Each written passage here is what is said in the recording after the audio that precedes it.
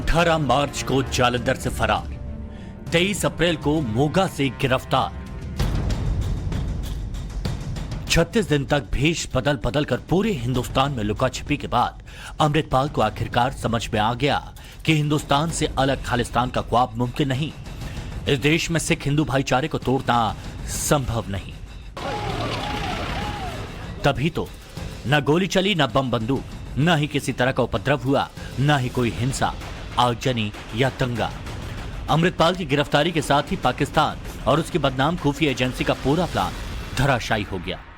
Police ने घेरा डाल लिया है, उसके पास कोई एस्केप रूट बचा नहीं है। उसके बाद अमृतपाल ने यहाँ पर उसको जो है वो गिरफ्तार किया गया, जो पंजाब पुलिस कह रही है। तो बहुत सोच समझ कर एक तरीके से हम कह सकते हैं कि अमृतपाल यहाँ पर पहुंचा और उसकी गिरफ्तारी यहाँ पर हुई है, क्योंकि उसकी शुरुआत भी यहीं से हुई थी जब वो वारिस पंजाब डे का प्रमुख बना।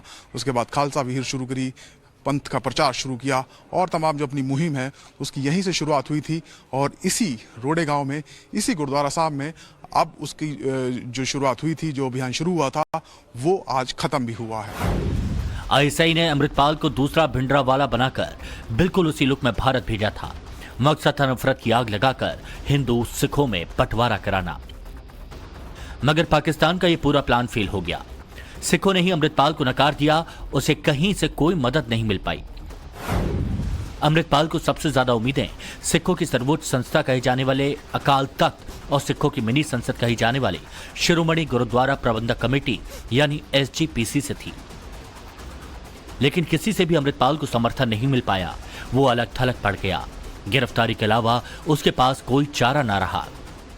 अमृतपाल ने फरार होने के बाद अपने 2 वीडियो और एक ऑडियो क्लिप जारी की थी, जिसमें उसने अकाल तख्त के जत्थेदार से तलवंडी साबो में सरबत खालसा यानी कि सिखों की धर्म सभा बुलाने की मांग की थी। लेकिन जत्थेदार ने उसकी इस मांग को नकार दिया। अमृतपाल सरेंडर करके माहौल बनाना चाहता था, लेकिन ऐसा नहीं हो पाया। अमृतपाल लगातार पप्पल प्रीत का नेटवर्क इस्तेमाल कर रहा था, लेकिन पप्पल प्रीत की गिरफ्तारी के बाद उसे कोई सपोर्ट नहीं मिल पाया। अमृतपाल की गिरफ्तारी खालिस्तान का सपना देखने वाले पाकिस्तान जैसे देशों और विदेशों में रहने वाले कुछ मुट्ठी पर गुमराह लोगों के लिए भी कड़ा संदेश है कि सिख यही मानते हैं कि हिंदुस्तान ही उनका असली देश है। हम साथ साथ हैं और हमेशा साथ साथ रहेंगे। पाकिस्तान और उसकी खुफिया एजेंसी ISI की प्लानिंग यही थी कि जैसे कश्मीर में उन्होंने लोकल सपोर्ट के जरिए आतंकवाद की फसल उगाई थी और मजहब के नाम पर युवाओं को गुमराह करके उनके हाथों में कॉपी किताबों की जगह बंदूक थमाई थी, वैसे ही अमृतपाल को मोहरा बनाकर वो पंजाब में भी सिखों और हिंदुओं के बीच में बंटवारा करने में कामयाब हो जाएंगे। लेकिन ऐसा हो न सका। ऑपरेशन अमृतपाल कंप्लीट होने पर पाकिस्तान का बड़ा ऑपरेशन फ्लॉप हुआ, तो इसके पीछे प्रधानमंत्री नरेंद्र मोदी, गृह मंत्री Amit Shah, NSA Doval, raw IB और NIA जैसी केंद्रीय एजेंसियां, पैरामिलिट्री फोर्स और पंजाब सरकार हीरो रहे। केंद्र और राज्य ने जिस तरह इस मामले में फूंक फूंक कर कदम रखते हुए बेहतर तालमेल के साथ एक्शन लिया, उससे साफ हो गया कि मुसीबत के वक्त पर हिंदुस्तानी एक है। तभी तो जहां इस मामले में अमित शाह ने पंजाब सरकार की तारीफ की, वहीं पंजाब के CM भगवंत मान ने भी केंद्र को सराहा। कुछ महीनों से लॉ एंड ऑर्डर को या पंजाब के अमन शांति भाईचारे को तोड़ने की कुछ गैर सामाजिक तत्व जो थे कोशिश कर रहे थे। जैसे ही हमें उनकी गतिविधियों की सूचना मिली, हमने एक्शन लिया। 18 मार्च को कुछ लोग पकड़े गए और कुछ लोग उस दिन नहीं पकड़े गए। चाहते तो उस दिन भी पकड़ सकते थे, लेकिन हम नहीं चाहते थे कि उसमें कोई खून खराबा हो, गोली चले।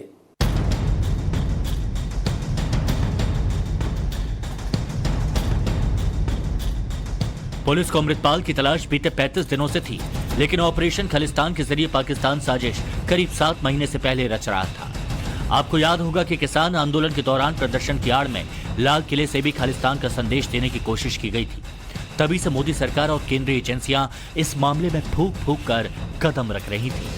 असल में अमृतपाल पाकिस्तान की जिस खुफिया एजेंसी ISI का मोहरा बना हुआ था, अब वो ही उसकी जान की दुश्मन बन गई थी। खुफिया सूत्रों के मुताबिक ISI अमृतपाल को मरवाना चाहती थी, क्योंकि वो पंजाब में आग लगाने के अपने मकसद में फेल हो गया था।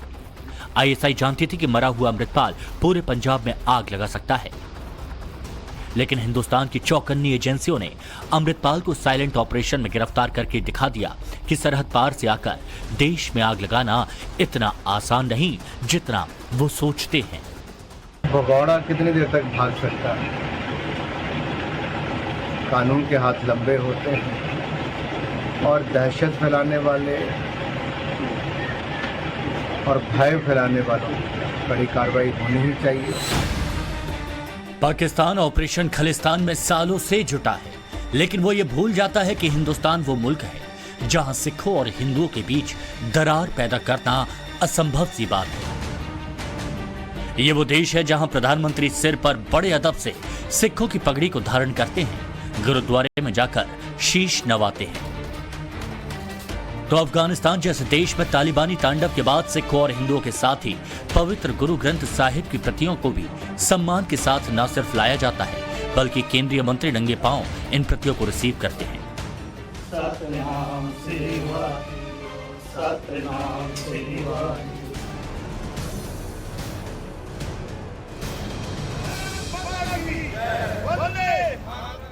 असल में सिख हिंदुस्तान की सबसे दिलेर कौम है।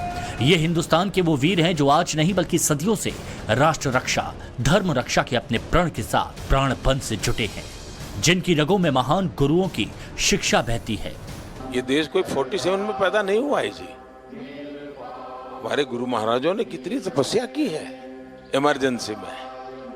बहुत बड़ा हमारा जुल्म हम सब पे हुआ और मैं तो बराबर पता है उस समय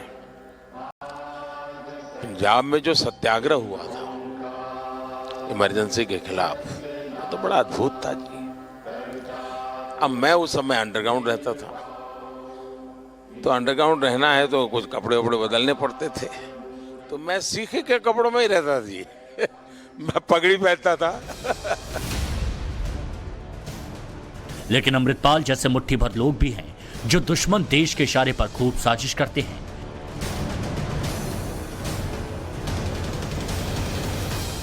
ये तस्वीरें ज्यादा पुरानी नहीं है।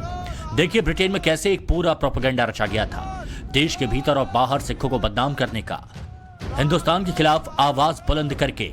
लेकिन एक बात जो पत्थर पर खिंची लकीर है वो ये, दुनिया इधर की उधर हो जाए, हिंदुस्तान सिख गुरुओं और उनके शूरवीर शिष्यों की कृतज्ञ है और हमेशा रहेगा। आप उस दौर की कल्पना करिए, औरंगजेब के आतंक के खिलाफ, भारत को बदलने के उसके मंसूबों के खिलाफ गुरु गोविंद सिंह जी पहाड़ की तरह खड़े थे। लेकिन जोरावर सिंह साहब और फतेह सिंह साहब जैसे कम उम्र के बालकों से औरंगजेब और उसकी सल्तनत की क्या दुश्मनी हो सकती थी। दो निर्दोष बालकों को दीवार में जिंदा चुनवाने जैसी दरिंदगी क्यों की गई? हिंदुस्तान के इतिहास में शौर्य, शक्ति, पराक्रम, धर्म और कर्म के लिए मर मिटने वाले सिख शूरवीरों की कहानियां भरी पड़ी हैं। धर्म रक्षा और राष्ट्र रक्षा के लिए जो अलग सिख गुरुओं ने जगाई, वो अगर सिख समाज की विरासत बनी तो हिंदुस्तान का मान अभिमान भी है। इसलिए अब अमृतपाल की गिरफ्तारी के बाद यह साफ भी हो गया कि उसके जैसे चंद मुट्ठी भर लोग सिखों की महान बलिदानी और शौर्य से भरी परंपरा की नुमाइंदगी करते हैं। इसलिए सिख समाज इनके विचारों के साथ खड़ा नहीं होता। That whatever you're seeing in media, that there's a Khalistan movement going on outside in India, in America, in Canada, this is all hyped up. There's more than 1 million Sikhs who live in North America, and out of that, only 50 show up outside Indian embassy to protest. And if you combine them, they're not more than 250 people. And this is like jeopardizing the whole Sikh community in India and in outside India who love India and who support India and who love Punjab. Hindustan से प्रेम, पंजाब से प्रेम, धर्म से प्रेम, सिख समुदाय की खालिस line सदियों से यही रही है। लेकिन ये याद रखना होगा कि देश के बाहर बैठे मुट्ठी भर लोग न पूरे सिख कौम के प्रतिनिधि हैं, न हिंदुस्तान के। सच ये है कि वो एक एजेंडे के शिकार हैं जैसे अमृतपाल और पंजाब के लोग ये बात बखूबी समझते हैं, जानते हैं। इसलिए हम कह रहे हैं कि हिंदुस्तान में कोई अमृतपाल पैदा नहीं होगा। औरंगजेब और उसके लोग गुरु गोविंद सिंह के बच्चों का धर्म तलवार के दम पर बदलना चाहते थे, लेकिन भारत के वो बेटे, वो वीर बालक मौत से भी नहीं घबराए। वो दीवार में जिंदा चुन गए, लेकिन उन्होंने उन आतताई मंसूबों को हमेशा के लिए दफन कर दिया। असल में हिंदू सिख संबंध हमेशा से बाहर से आए आक्रांताओं को खटकते रहे हैं, खासकर मुस्लिम आक्रांताओं को, क्योंकि दोनों ही एक शाखा से निकले और फिर अलग हुए, लेकिन दोनों एक ही ओंकार और एक ही सत्य के साथ रहे, जिन्होंने राष्ट्र और धर्म की रक्षा को सर्वोपरि रखा। सदियों से हिंदू और सिखों का संघर्ष एक रहा, आध्यात्मिक और धार्मिक पक्ष एक रहा। कई किताबों में जिक्र है कि गुरु नानक देव ने अयोध्या में राम जन्मभूमि मंदिर के दर्शन किए थे। यही नहीं, गुरु तेग बहादुर और उनके बेटे गुरु गोविंद सिंह ने भी अयोध्या में दर्शन किए थे। गुरु गोविंद सिंह ने प्राचीन सनातन ग्रंथों का आम जनमानस की भाषा में अनुवाद किया। गोविंद रामायण का जिक्र प्रधानमंत्री नरेंद्र मोदी ने भी किया था। गुरु गोविंद सिंह ने नैना देवी पहाड़ के नीचे सतलज नदी के किनारे बैठकर जुलाई 23, 1698 को राम अवतार की रचना पूरी की थी। आप समझिए एकता की जड़ें कितनी गहरी हैं। ऐसे में देश के भीतर या बाहर हिंदुओं और सिखों में भेद करने वाली साजिश को जवाब मिलना स्वाभाविक ही है। दरअसल पाकिस्तान या फिर विदेशों में बैठकर हिंदुस्तान के खिलाफ साजिश रचने वालों ने एक नैरेटिव सेट करने की कोशिश की कि मोदी सरकार एंटी सिख है।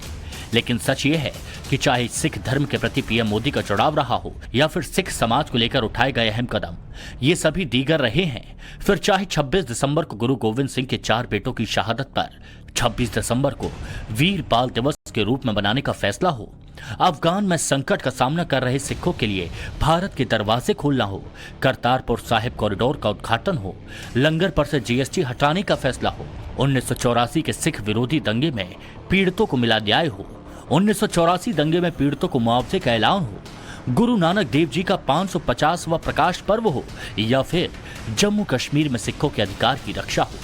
मोदी ने हर मोर्चे पर सिखों का विश्वास जीता, जिसका नतीजा भी दिखा। इसी महीने वित्त मंत्री निर्मला सीतारमण अमेरिका गई थी, जहां सिख डेलीगेशन ने उन्हें कहा कि सिखों के लिए पीएम मोदी की तरफ से उठाए गए कदमों के कारण अलगाववादी खालिस्तान आंदोलन खात्मे के कगार पर है। असल में दुनिया में सिख कहीं भी हों, मोदी सरकार ने हमेशा उनकी सुरक्षा को लेकर अपनी प्रतिबद्धता दिखाई, फिर चाहे वो यूके में हो, अमेरिका में हो या फिर इटली में हो। मैं तुहानूं की दस्सां जी, पहली मुलाकात सी साडी, इंडियन सिख कम्यूनिटी के लीडर मिले और इदां सानूं मिल के गए सर जिद्दां कि परिवारक मैंबर सी। जो लोग कहिंदे आ वो बिल्कुल गलत है। असी जो देखिया एक परिवार के मैंबरां वांगू साडे परिवार के जीआं दा इटली की सिख कम्यूनिटी बारे कल्ले कल्ले उन्होंने प्रोविंचे बारे पूछा, किस तरह सिख कम्यूनिटी रह रही है, किन्नी कम्यूनिटी है इत्थे, और सानूं उन्हें भरोसा भी दिता है कि जो कोई प्रॉब्लम है तो दसो। तो असी अपनियां कुछ विचारां दसियां और बड़े खुश सी।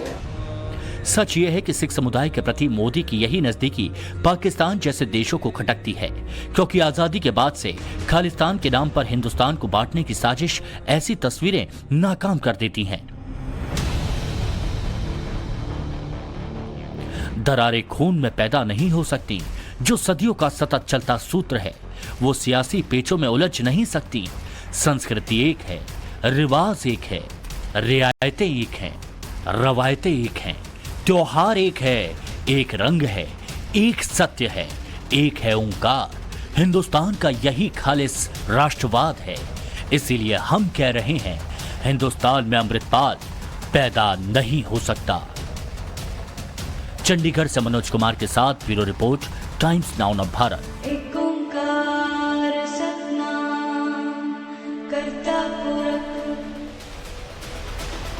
तो पंजाब का मोस्ट वांटेड भगोड़ा अमृतपाल सिंह पुलिस की गिरफ्त में आ चुका है। जो अपराधी पिछले 1 महीने से ज्यादा समय से पुलिस को चकमा दे रहा था, वो कैसे पुलिस की गिरफ्त में आ गया? जिस अपराधी को कई राज्यों में खोजा गया, आखिर वो पंजाब में अपने गढ़ में कैसे घेर लिया गया? आपको दिखाते हैं पुलिस गिरफ्त में आने से पहले अमृतपाल ने बचने का कौन कौन सा प्लान बनाया था और अगर वो प्लान एक्टिव हो जाता तो फिर कितना बड़ा नुकसान होता।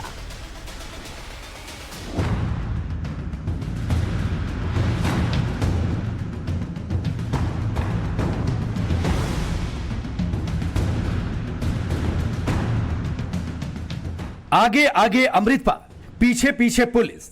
आखिरकार चोर पुलिस की आंख मिचौली का यह खेल 36 दिन बाद अंजाम तक पहुंच गया। भगोड़े खालिस्तानी समर्थक अमृतपाल का गेम ओवर हो चुका है। पुलिस से बचता भाग रहा अमृतपाल अब पुलिस की गिरफ्त में है। अमृतपाल की यह आखिरी तस्वीर है जब वो पुलिस की गिरफ्त से दूर था। देखिए कैसे आखिरी वक्त में भी धर्म की आड़ लेकर बचने की कोशिश करता रहा। चारों तरफ से घिरने के बाद अमृतपाल भिंडरावाले की तस्वीर के सामने माथा टेकता रहा और दुआ करता रहा कि इस बार भी कोई चमत्कार हो जाए और वह पुलिस को गच्चा दे जाए। लेकिन जब अमृतपाल को यकीन हो गया कि अब उसे कोई बचा नहीं सकता तो उसने अपना पुराना एजेंडा एक्टिव करने की कोशिश की।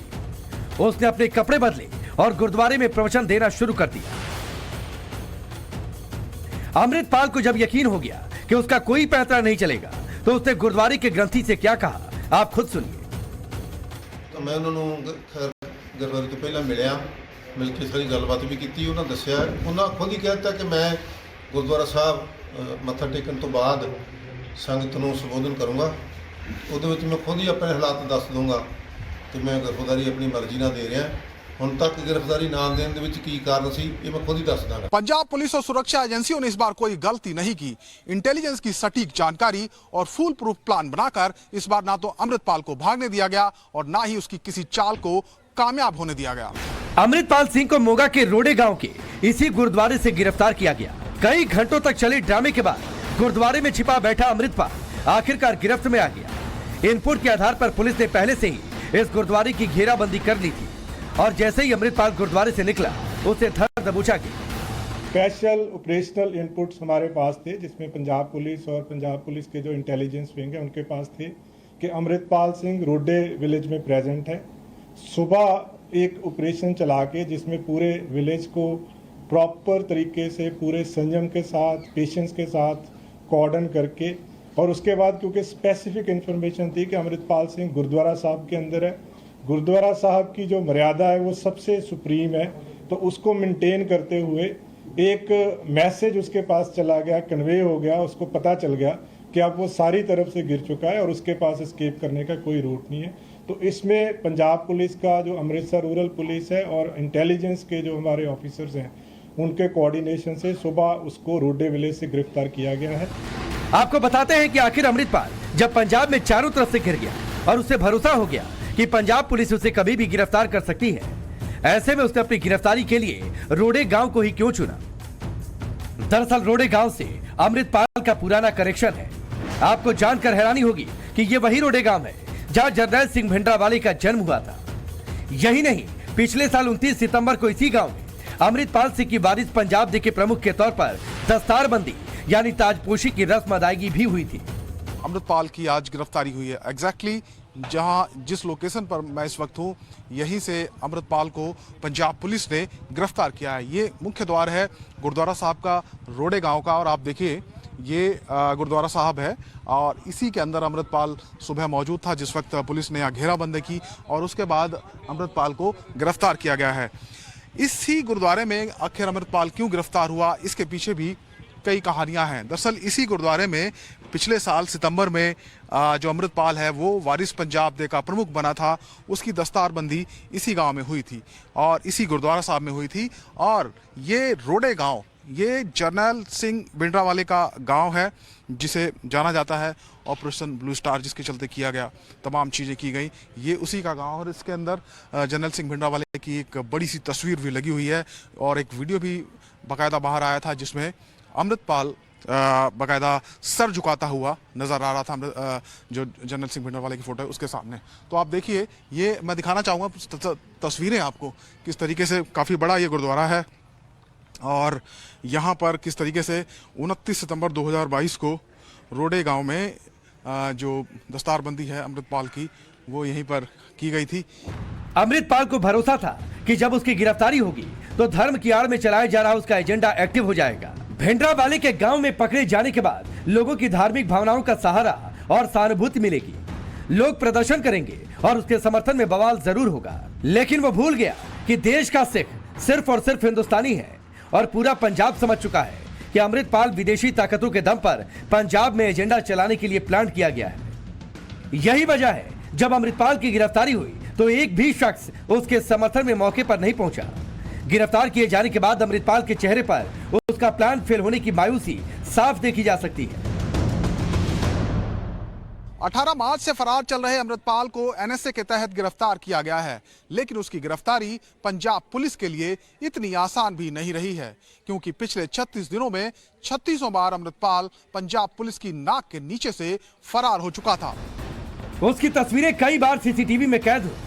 अमृतपाल कभी कार में दिखा तो कभी बाइक पर, कभी जुगाड़ गाड़ी में दिखा तो कभी साइकिल पर। भेष बदलकर घूम रहा अमृतपाल आसाम की सड़कों पर भी घूमता दिखाई दिया, लेकिन इतने इनपुट के बाद भी पुलिस के गिरफ्त में नहीं आए।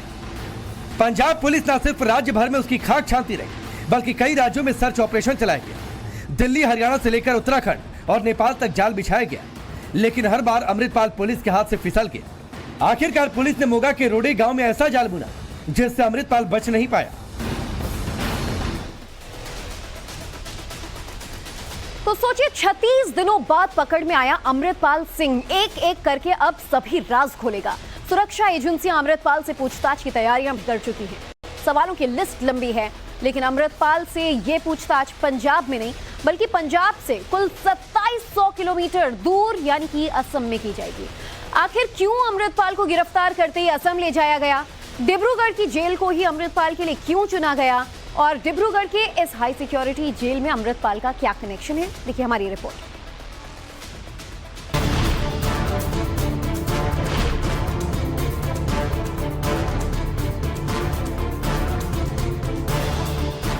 असम के डिब्रूगढ़ में सुबह से ही सुरक्षा एजेंसियां चौकन्नी हो गई।